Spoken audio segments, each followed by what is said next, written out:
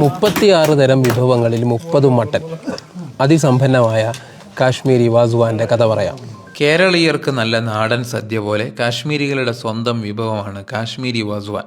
2 തരം ചോറും 2-3 പച്ചക്കറി വിഭവങ്ങളും ബാക്കി 30ഓളം മട്ടൻ വിഭവങ്ങളും ചേർന്നതാണ് പൂർണ്ണമായ വാസുവാൻ. റിഷ്ത, ഗുഷ്താബ, റോഗൻ ജോഷ്, യക്നി, തൊബക്മാഷ് അങ്ങനെ നീളുന്നു മട്ടൻ വിഭവങ്ങളുടെ പേരുകൾ. ഏറ്റവും മനോഹരമായി പരമ്പരാഗത രീതിയിൽ വാസുവാനുകൾ വിളമ്പുന്നത് പ്രധാനമായും വിവാഹ സദസ്സുകളിലാണ്. അതുമായി ബന്ധപ്പെട്ട പ്രവർത്തനങ്ങളാണ് എനിക്ക് പിറകിൽ പുരോഗമിക്കുന്നത്. ഇനിയാണ് കഥ ആരംഭിക്കുന്നത്. കുപ്വാരയിൽ എൻ്റെ ഒരു സുഹൃത്തിൻ്റെ വീട്ടിൽ വിവാഹത്തിൽ പങ്കെടുക്കാനെത്തിയതാണ് ഞാൻ. വരവേൽക്കുന്നത് വളരെ വ്യത്യസ്തമായ ചില കാഴ്ചകളാണ്.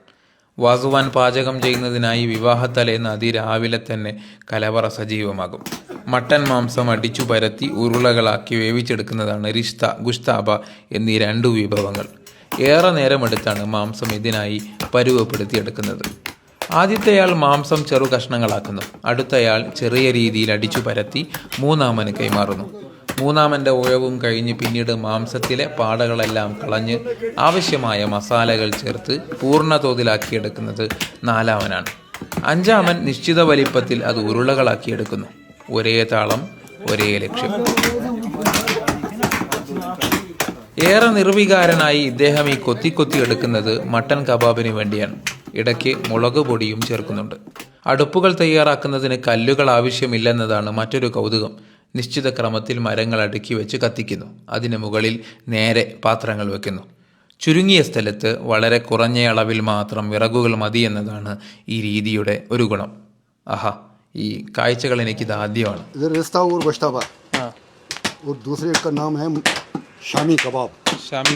ഏകദേശം 10 പേരടങ്ങിയ സംഘമാണ് വാസുവാൻ തയ്യാറാക്കുന്നത്. പ്രധാനയാൾക്ക് വാസ എന്നാണ് വിളിപ്പേര്.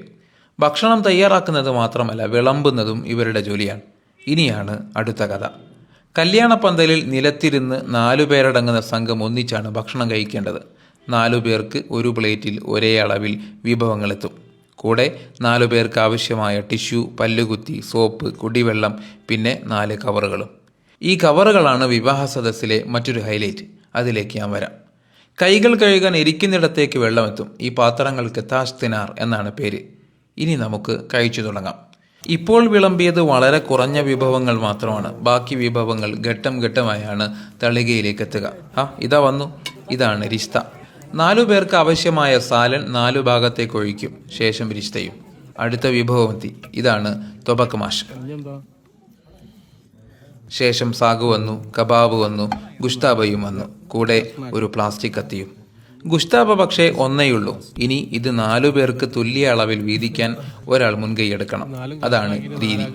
വിളമ്പുന്നതെല്ലാം കഴിക്കാനുള്ളതല്ല, കഴിക്കാൻ സാധിക്കുകയുമില്ല. പകരം നേരത്തെ തന്ന കവറിലേക്ക് ആവശ്യാനുസരണം മാറ്റിവെക്കാം. അത് നമ്മുടെ വീട്ടിലേക്കുള്ളതാണ്. ഓരോരുത്തരും അവരുടെ കവറുകളിലേക്ക് വിഭവങ്ങൾ നിറക്കുന്നു. കല്യാണത്തിൽ പങ്കെടുക്കാൻ വന്നവർക്കെല്ലാം മട്ടൻ വിഭവങ്ങൾ നിറച്ച കവറുകളുമായി മടങ്ങാം.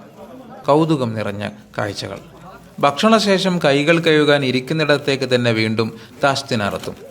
എന്തുമാത്രം വ്യത്യസ്തതകളാണ് നമ്മുടെ ഈ രാജ്യത്തുള്ളത് എന്നാണ് ഈ കാഴ്ചകൾ ഇങ്ങനെ കണ്ടു നിൽക്കുമ്പോൾ ഞാൻ ആലോചിച്ചത്.